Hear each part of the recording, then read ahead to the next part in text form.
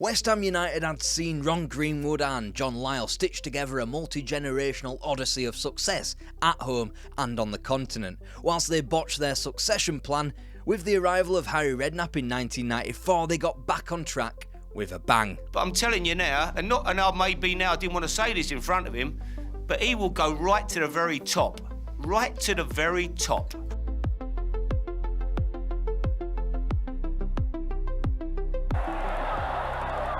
And Steve Hodge marking his debut. Curling one around the keeper.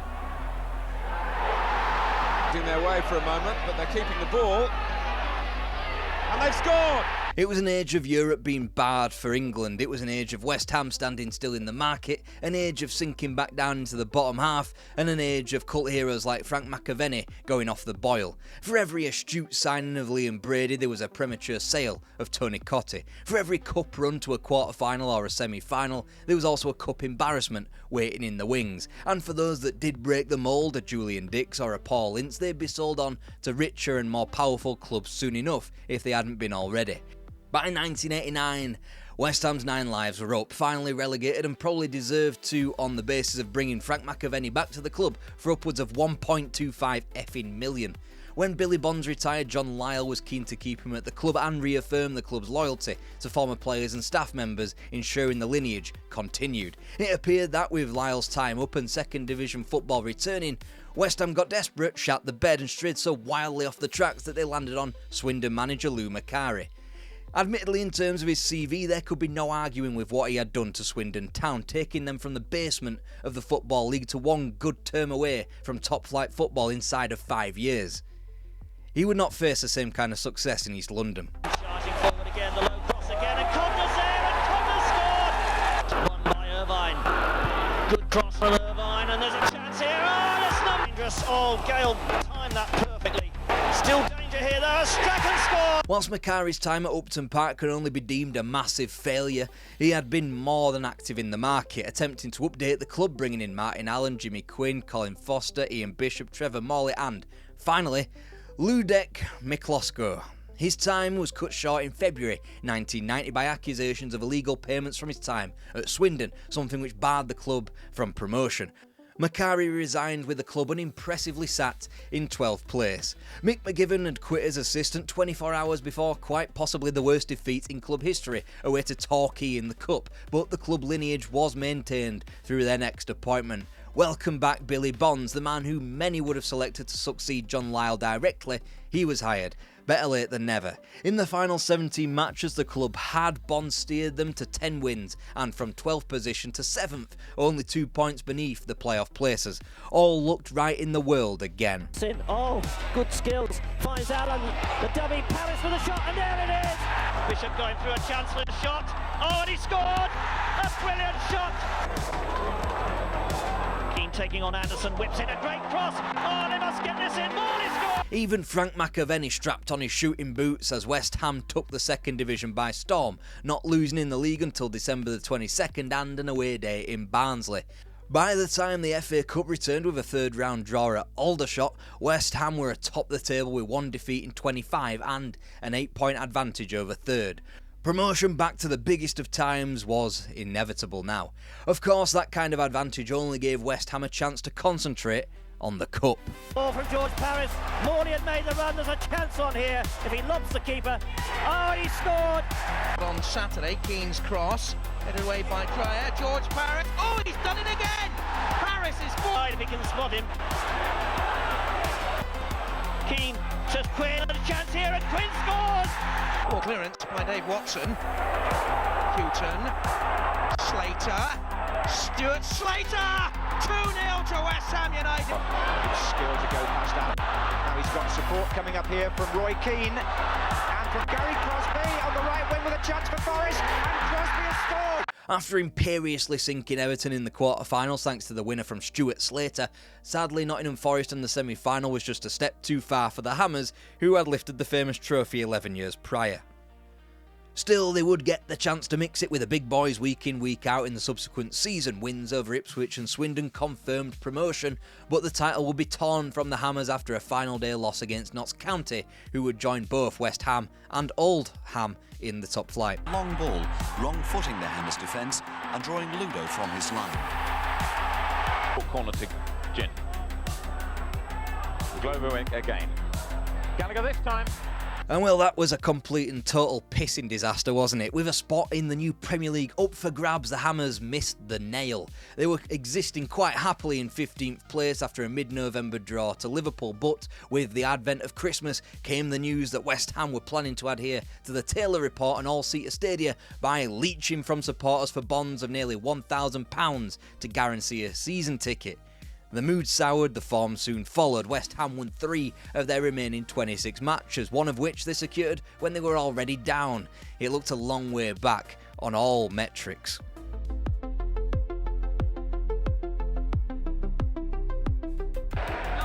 Keane with this corner kick. West Ham still leading by a goal to 0, and the keeper's missed it, and that's 2. West Ham against Sunderland. Keane shot. Keane's goal. Their last game, and here's Trevor Morley trying to get the first in this one, which he does. Look at this from Breaker. Neat play for the West Ham number 2. It's a brilliant goal. West Ham secured an immediate route back to what was now the Premier League, winning one more point and only going up in second place again and via goal difference ahead of Portsmouth after the South Coast club's late collapse. A typical West Ham move had been made early on in the first season of a new footballing era, and that was to continue the club's lineage with the signing of Harry Redknapp as assistant manager. That had proved quite important moving on through this decade known as the 1990s. However, the club would mourn the passing of Bobby Moore in what was a bittersweet campaign. Now, needs to cross with his right foot. Oh, great header and a good goal! That's great. Holmes. Morley. Can he feed Marcy? Takes it inside. Mabbott. Oh, he's lost it here. Morley. And it's scored. Finally, a year of consolidation, one done in what very much felt like a new era. 11.5M spunked on the stadium to get them in line with the rest of the league. Any signings that West Ham did make, Dale Gordon and Simon Webster, seemed instantly doomed to injury. Therefore, a relatively inoffensive 13th place and a run to the quarter-finals of the FA Cup was seen above par, to be brutal.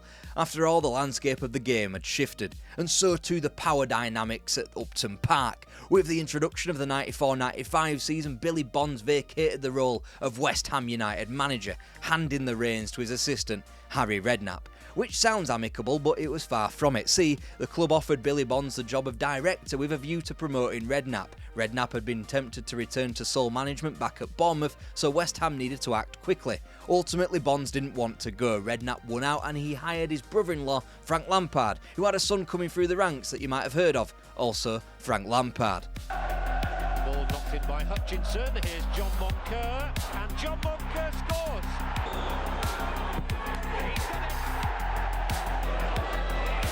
Turn, he can. Good save, Dibble, but the return goes in. Harry Redknapp hates this term, but the wheeler-dealer side of him comes out instantly, bringing in Don Hutchison, Michael Hughes and Mark Reaper, whilst also handing second debuts out to the returning Tony Cottee and Julian Dix. Whilst Dix would have to take more time to be loved again by the bowling faithful, Cottee returned to the Hammers' hearts instantly, top scoring as the club almost performed identically in the league, regressing only 2 points and 1 position. With that, the foundation was set. Redknapp wasn't about to change strategically in the market, swooping in for a certain Marco Boogers. £1 million, and he come with quite the reputation as a free-scoring Eredivisieman. Redknapp could arguably be the first man burned by a Dutch-based prolific striker turning to utter garbage in the grand old Premiership. Another return came as his replacement once Boogers pissed off back home, and he went by the name of Ian Dowie. Slater's moved down the centre and he's found in as the goalkeeper alert, but the follow-up shot comes in. For Bishop here. Defenders rather backing off too. Bishop with a shot. It's inside, it could come through to Slater onto the left foot. And Forrest Whilst West Ham wouldn't quite have the same direct effect on the destination of the title in the 95-96 season, there was another steady campaign in mid-table, finally securing a first top-half finish since a decade prior, albeit with one fewer point than Bonds' final team accrued. It had felt like a difficult third season in the big time when they sat only 3 points off the drop in late January, and although FA Cup elimination at Grimsby Town was an embarrassment, West Ham had already corrected themselves by that particular Valentine's massacre.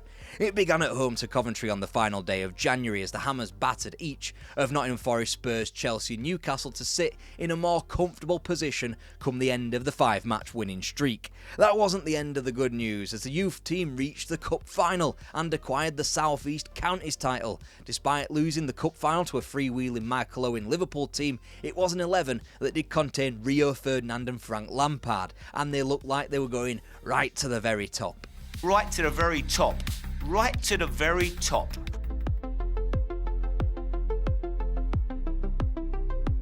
Musto. Now Ravanelli. It's a good turn, good effort. It's Musto, it's Cox, it's 2. Everton the lead inside 10 minutes.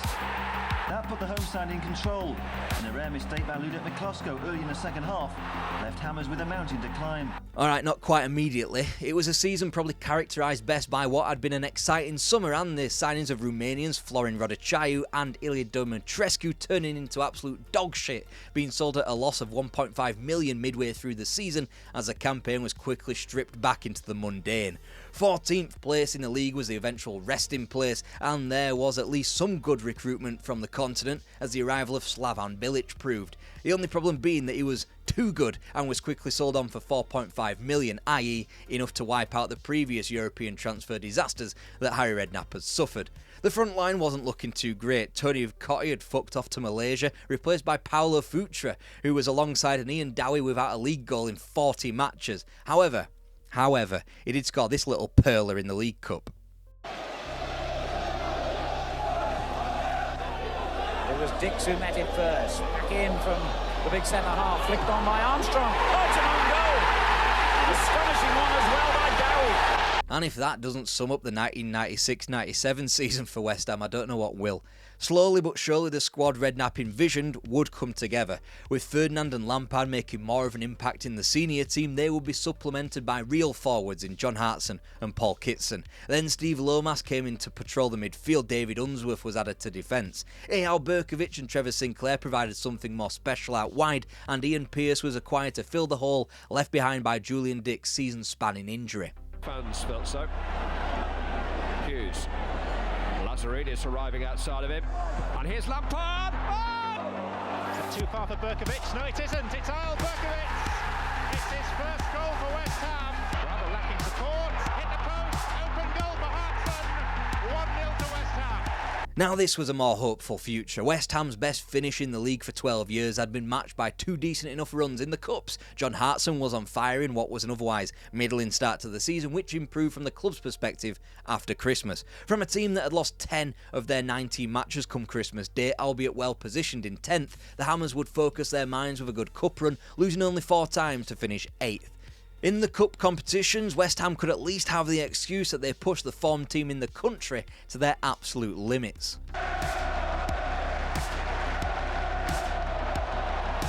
Ferdinand in trouble and it's over Mars. And West Ham at 6s and 7s, caught out by the Dutchman.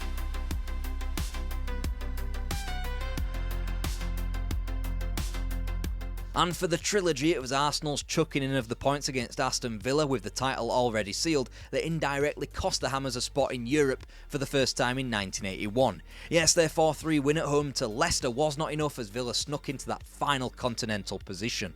Still, momentum laid with the Hammers, in spite of John Hartson trying to punt Eyal Berkovic's head clean off his shoulders in training and being sold on for 7.5 million. That already huge fee was made to look even better when the experience of Ian Wright and the disgrace of Paolo Di Canio were acquired for just 2 million. But why was Di Canio disgraced? Well, peep this.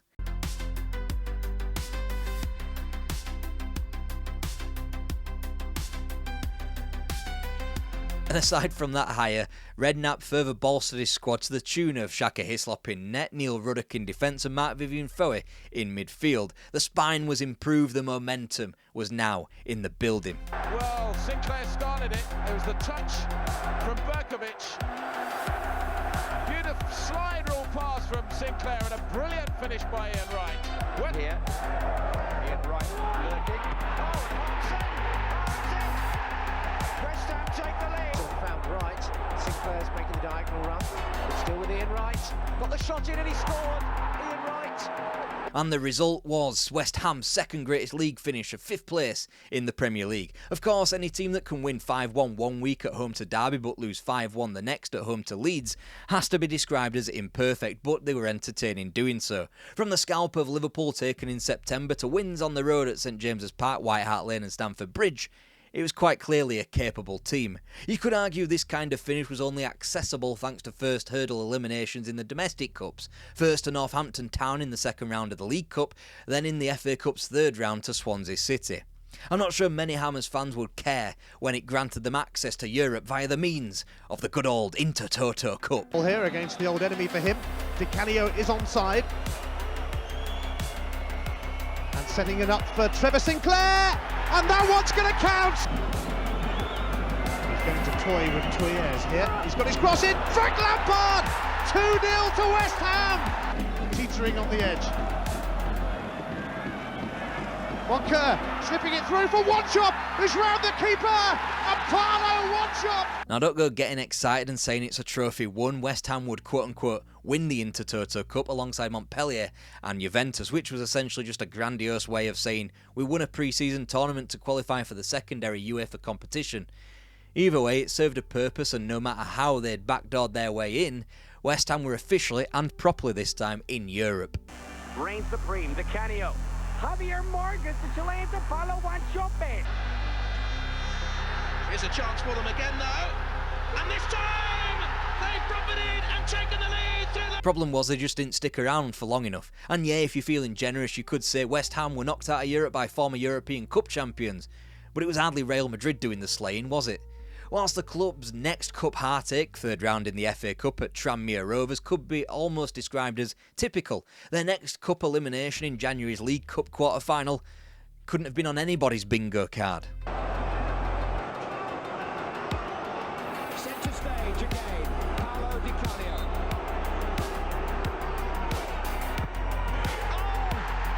What nerve. Could be a goal, it is a goal. It's a goal. And oh, it could be a double in.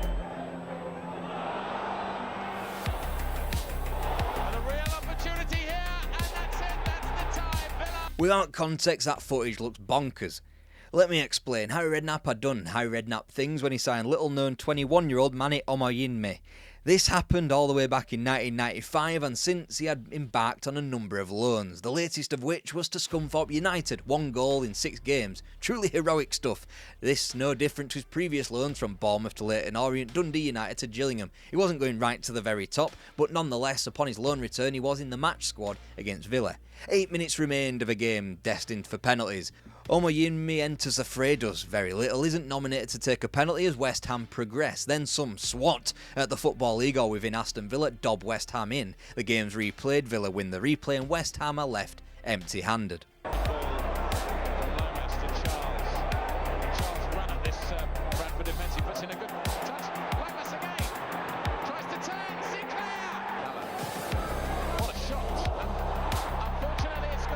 Naturally, one of the next things to do was participate in a slept-on Premier League classic against Bradford City, whilst also shipping 7 at Old Trafford but sticking 5 past Coventry in the latter weeks of what was obviously an inconsistent season. The record books made it 3 top-half finishes in a row, matching the period between 1981 and 84, something that has yet to be bettered by a West Ham team.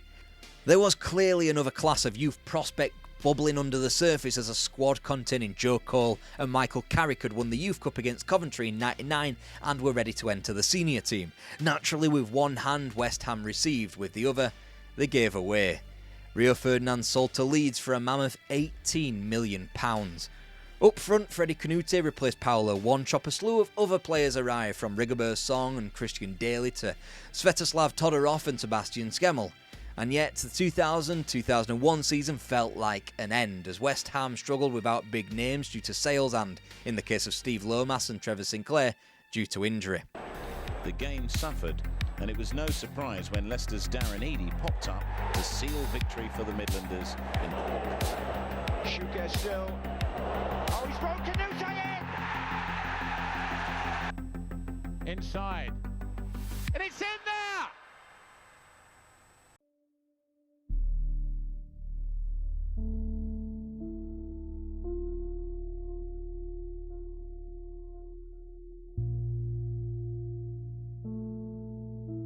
For more of our videos on the grand old times known as the 1990s, click on this playlist.